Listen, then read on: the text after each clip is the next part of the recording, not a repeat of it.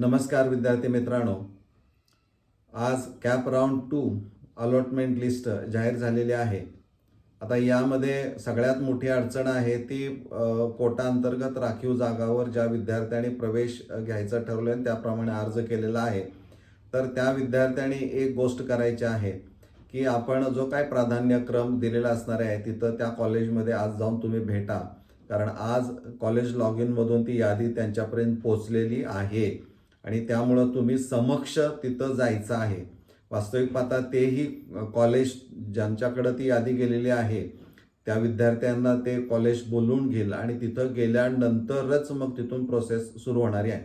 त्यामुळं cap round 2 प्रमाणे किंवा कॅप राऊंड 1 प्रमाणे जी काय प्रोसिजर आहे, प्रोसीड फॉर ॲडमिशन, हे आपण विद्यार्थ्यांनी करायची नाही.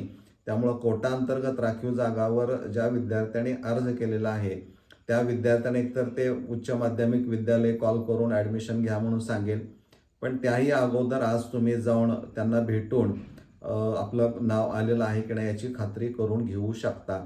आणि प्रवेश निश्चित करताना तुम्हाला समक्ष कॉलेजमध्ये जावं लागणार आहे. तिथं गेल्यानंतर त्यांच्या चर्चा केल्यानंतरच ती पुढची प्रोसिजर होणारी आहे. कॅप राऊंडसारखी ती प्रोसिजर नाही, हे आपण लक्षात घेणं गरजेचं आहे. धन्यवाद.